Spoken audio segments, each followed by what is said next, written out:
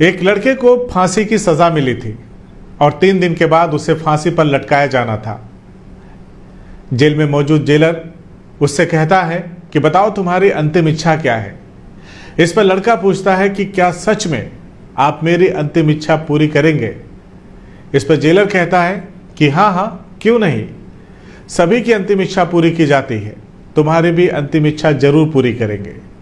Jailer पूछते हैं कि अच्छा चलो बताओ तुम्हारी अंतिम इच्छा है क्या। इसके बाद वो लड़का जेलर से जो कहता है उसे सुनकर जेलर के होश उड़ जाते हैं। जेलर को कतई ये अंदाज़ा नहीं था कि ये लड़का जिसको फांसी होने वाली है वो ऐसे भी मांग कर सकता है जिसे पूरा कर पाना लगभग असंभव सा था। दरअसल वो लड़का जिसको फांसी होने वाली थी वो जेलर से कहता है कि मैं एक रात अपनी पत्नी के साथ बिताना चाहता हूँ। हालांकि जेलर उसकी मांग सुनकर स्तब्ध रह जाते हैं, लेकिन फिर भी उसकी अंतिम इच्छा का सम्मान करते हुए उसकी पत्नी के पास एक संदेशा भिजवाते हैं कि तुम्हारे पति जिनको फांसी होने वाली है वो फांसी से पहले तुम्हारे साथ जेल में एक रात बिताना चाहता है। ये सुनकर उसकी पत्नी हैरान हो जाती है, उसे कुछ भी समझ में नहीं आता कि अब वो क्या करे। नमस्कार, आदाब, CIB क्राइम स्टोरी देख रहे हैं आप। आज की सच्ची कहानी बताने से पहले एक छोटा सा निवेदन, जल्दी से हमारे चैनल को सब्सक्राइब कर लें और बेल आइकन जरूर प्रेस कर दें और आल का नोटिफिकेशन वाला बटन जरूर दबा दें। साथ ही लाइक और कमेंट करना बिल्कुल भी ना भूलें। यह सब करने में मात्र कुछ ही सेकंड का समय लगता है। हम बड़ी मेहनत से आपके लिए अपराधों से जुड़ी हुई खबरें लेकर आते हैं।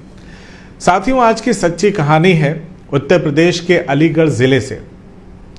ये कहानी बहुत ही दुख भरी कहानी है। 2 दोस्त होते हैं, एक का नाम प्रमोद जबकि दूसरे का नाम सुबोध होता है। ये दोनों बचपन से ही साथ साथ पढ़ाई लिखाई खेल कूद करते हुए एक साथ बड़े होते हैं और इसके बाद दोनों एक शहर में चले जाते हैं जहां दोनों साथ साथ नौकरी भी करते हैं। नौकरी करने के दौरान उन दोनों की दोस्ती जो है वो पहले की तरह ही बेमिसाल थी। दोनों साथ ही काम करते थे, साथ ही खाते पीते थे और साथ ही एक ही जगह पे रहते थे। कुछ वक्त बीतता है, इसी दरमियान उनके कंपनी में काम करने वाली एक लड़की सुबोध से प्यार करने लगती है। इसके बाद प्रमोद अपने दोस्त सुबोध से कहता है कि इस लड़की से मेरी भी दोस्ती करवा दो। इस पर सुबोध प्रमोद से कहता है कि ऐसी कोई बात नहीं है। प्रमोद समझ जाता है कि सुबोध उसे टाल रहा है। वह फिर उससे वही बात दोहराता है, लेकिन फिर से सुबोध प्रमोद को मना कर देता है।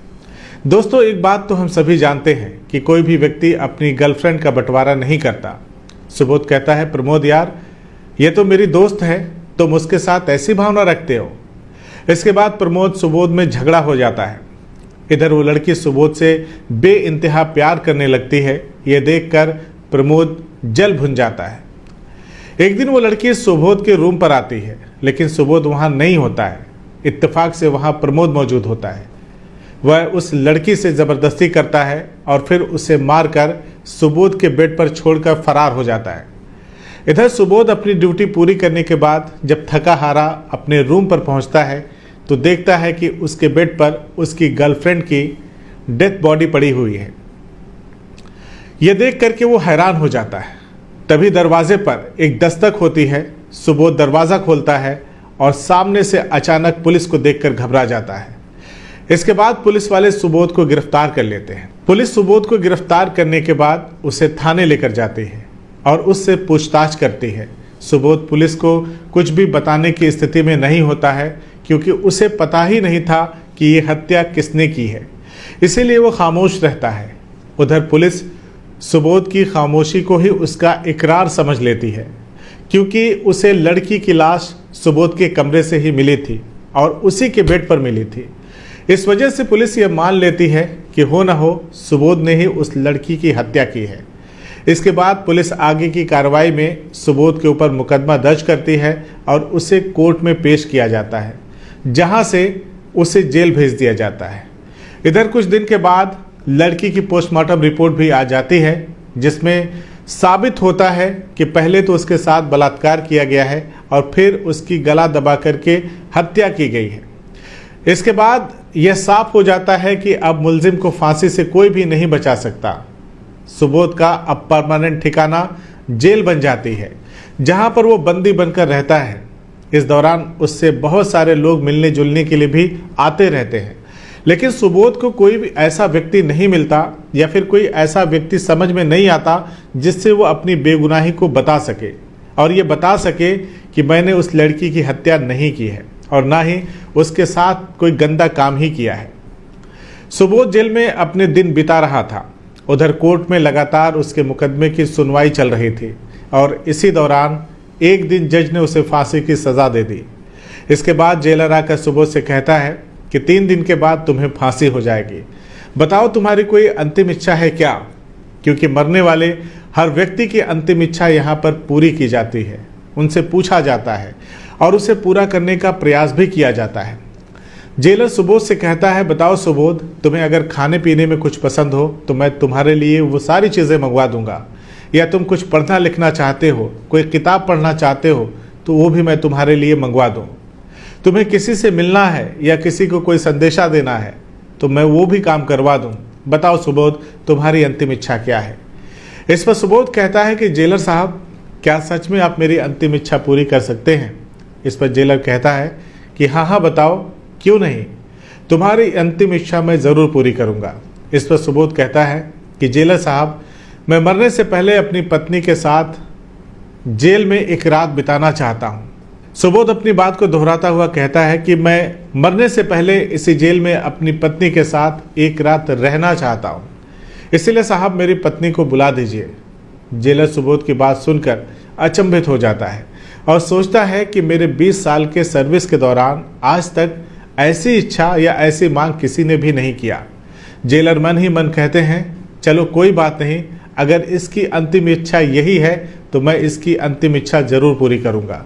इसके बाद जेलर सुबोध की पत्नी के पास संदेशा भिजवाते हैं और बाइज्जत उसे जेल में बुलवाते हैं। सुबोध की पत्नी के पास संदेश ले जाने वाला व्यक्ति बताता है कि तुम्हारा पति जिसको फांसी होनी है उसकी अंतिम इच्छा है कि वह एक रात तुम्हारे साथ गुजारना चाहता है।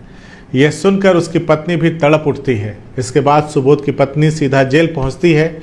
उधर जेल में तैनात जेलकर्मी सुबोध को बताते हैं कि तुम्हारी पत्नी जेल में आ चुकी है। इसके बाद जेलर सुबोध के आसपास की बैरकों को खाली करवाते हैं। वह सुबोध की पत्नी को उसी बैरक में भेज देते हैं जहां पर सुबोध बंद था। इधर जेलर ने पहले ही बड़ी चालाकी से सुबोध के बैरक में एक वॉइस रिकॉर्डर लगवा दिया, साथ ही गेट पर 2 लोगों को भी तैनात कर दिया। उस वॉइस रिकॉर्डर का कनेक्शन जेलर ने सीधा अपने ऑफिस में करवाया था। जेलर ये जानना चाहते थे कि मैं भी तो देखूं कि आखिर मौत के करीब खड़ा एक व्यक्ति अपनी पत्नी को जेल में बुलाकर उससे कौन सी बातें करना चाह रहा है। इसके बाद जब पत्नी अंदर जाती है तो सुबोध को देखते ही रोने लगती है। उधर सुबोध भी अपनी पत्नी को देखकर रोने लगता है। सुबोध कहता है कि यह सब न जाने कैसे हो गया, ये सब मेरे ही कर्मों का फल है जिसे मैं भुगत रहा हूँ। सुबोध की पत्नी एक नेक दिल महिला थी। वह उसे दिलासा देती है कि शायद हमारी किस्मत में यही था, तुम परेशान मत हो। इसके बाद सुबोध की पत्नी उससे पूछती है कि तुमने आखिर ऐसा किया ही क्यों? क्या तुमने उस लड़की के साथ बलात्कार किया? क्या तुमने उस लड़की की हत्या की? तुम तो मुझसे प्रेम करते थे ना, तुमने ऐसा क्यों किया जिसकी वजह से तुम्हें अब फांसी होने वाली है? तुमने आखिर ऐसा किया ही क्यों?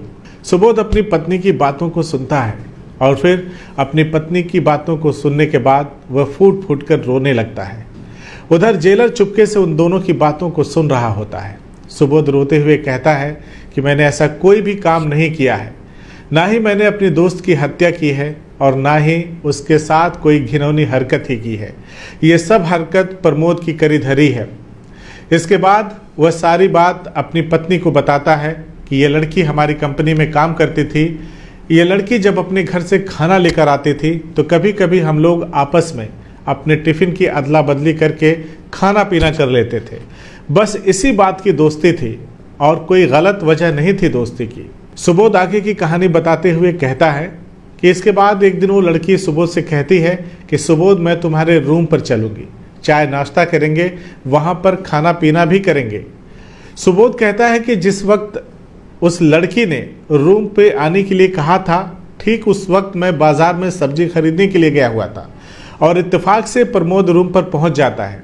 सुबोध कहता है मुझे नहीं पता कि उस लड़की के साथ प्रमोद ने क्या किया क्या नहीं किया, लेकिन जब मैं रूम पर आता हूँ तो वहाँ पर प्रमोद नहीं होता। वह लड़की मेरे बेड पर मरी पड़ी थी। उसके साथ जो भी घटना हुई वो प्रमोद ने ही की होगी और उसने ही पुलिस को फ़ोन करके हत्या की जानकारी भी दी।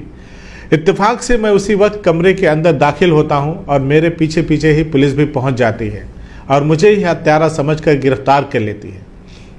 सुबोध अपनी पत्नी से कहता है कि मैं तुम्हें जेल में इसलिए बुलाया हूँ ताकि मैं तुम्हें अपनी सच्चाई को बता सकूं कि मैं कोई हत्यारा या बलात्कारी नहीं हूँ। मैं दुनिया की निगाहों में जो कुछ भी हूँ, लेकिन मैं तुम्हारी नज़रों में बुरा बन के मरना नहीं चाहता। सुबोध रोते हुए कहता है कि अब जो ऊपर वाले को मंजूर होगा वही होगा, लेकिन मेरा दिल हल्का हो गया है तुम्हें अपनी सच्चाई बता करके। सुबोध अपनी पत्नी से कहता है कि तुम ज़रा भी परेशान मत होना, मेरे दोनों बच्चों की परवरिश अच्छे से करना, मेरा जो होना है वो तो होकर ही रहेगा। सुबोध अपनी पत्नी से कहता है कि हमारे देश के कानून को अंधा इसीलिए कहा गया है और ये सच भी है। मेरे मामले में कानून बिल्कुल अंधा बन के काम कर रहा है। जिस अपराध की मैं सजा भुगतने जा रहा हूँ वो अपराध तो मैंने किया ही नहीं है। मैं कहाँ जाऊँ, किसके सामने जाकर के गीता पर हाथ रख कर के कसम खाऊं कि मैंने ऐसा कोई भी घटिया काम नहीं किया है, किसी की हत्या नहीं की है। मैं किसको अपनी सच्चाई बताऊं? मैं पूरी तरह से निर्दोष हूं, मुझे फंसाया गया है। इतना कहते ही वो फूट फूट कर रोने लगता है। उसकी बातों को सुनकर गेट पर खड़े पहरेदार भी रोने लगते हैं कि एक बेगुनाह को अब फांसी हो जाएगी। उधर अपने ऑफिस में बैठकर जेलर उन दोनों की बातों को सुन रहे होते हैं। वहां पर कुछ अन्य पुलिसकर्मी भी मौजूद होते हैं जो जेलर के साथ बैठे रहते हैं। वह भी सुबोध की बातों को सुनकर रोने लगते हैं। इसके बाद सारी रात बैठ कर के सुबोध और उसकी पत्नी रोते रहे। कभी सुबोध की पत्नी उसको दिलासा देती तो कभी सुबोध अपनी पत्नी को दोनों बच्चों की अच्छी परवरिश करने की बात कहता और कहता कि मुझे फांसी होने के बाद मेरे बच्चों का सहारा तुम ही हो। बात करते करते दोनों पति पत्नी को सुबह हो जाती है, लेकिन दोनों की बात खत्म नहीं होती। इसके बाद जेल का समूचा स्टाफ बैठ करके मंथन करने लगता है कि यह तो एक निर्दोष व्यक्ति है और गलत तरीके से हत्या और बलात्कार के इल्ज़ाम में फंस चुका है, अब इसको फांसी होने वाली है। जेलर वहां बैठे लोगों से कहता है कि सुबोध को बचाना होगा, वरना सुबोध की मौत नहीं होगी, इंसानियत की मौत हो जाएगी। सुबोध की फांसी नहीं होगी, इंसानियत को फांसी हो जाएगी। इधर सुबोध की पत्नी उसको कहती है कि अगर ऊपर वाले ने चाहा तो अगले जन्म में हम फिर मिलेंगे। इसके बाद वो भी वक्त आता है जब मिलाप का वक्त खत्म हो जाता है और सुबोध की पत्नी सुबोध को छोड़कर जाने लगती है। इसके बाद सुबोध और उसकी पत्नी दोनों दहाड़े मार मार कर रोने लगते हैं। पत्नी जैसे ही गेट पर पहुंचती है वहां से फिर मुड़ करके दौड़ कर आती है और सुबोध का पैर पकड़कर रोने लगती है। उसी समय जेलर अपने आंसुओं को पोंछते हुए वहां पहुंचते हैं। सब मिलकर निर्णय लेते हैं कि इस ऑडियो को वायरल किया जाए, क्योंकि उसकी फांसी अगले दिन ही होने वाली थी। इसके बाद सुबोध की पत्नी अपने घर चली जाती है। इनके पास एक दिन का समय होता है। ये लोग मंथन करते हैं, ऑडियो वायरल होता है। वह ऑडियो जज साहब के पास भी पहुंचता है। फिर उसे सुनने के बाद सुबोध को निर्दोष करार दे दिया जाता है। जज साहब असली अपराधी को पकड़ने का आदेश पुलिस को देते हैं। जेलर कहते हैं कि गलती तो दूसरे लड़के ने की है, इसीलिए उसे तलाश कर पकड़ करके अदालत में पेश किया जाता है। इसके बाद प्रमोद को फांसी की सज़ा हो जाती है और सुबोध बाइज्जत बरी कर दिया जाता है। यह सूचना जैसे ही सुबोध की पत्नी तक पहुंचती है वह खुशी से झूम उठती है। उसकी खुशी का ठिकाना नहीं रहता। किसी ने सच ही कहा है कि अगर आप किसी का बुरा नहीं करते तो आपका भी बुरा नहीं होगा। आज की दर्दनाक कहानी पर आपका क्या कहना है, हमें कमेंट करके ज़रूर बताएं। बाकी अपराधों की ऐसी ही अनकही और सच्ची दास्तान को देखने और सुनने के लिए देखते रहिए CIB क्राइम स्टोरी। जय हिंद।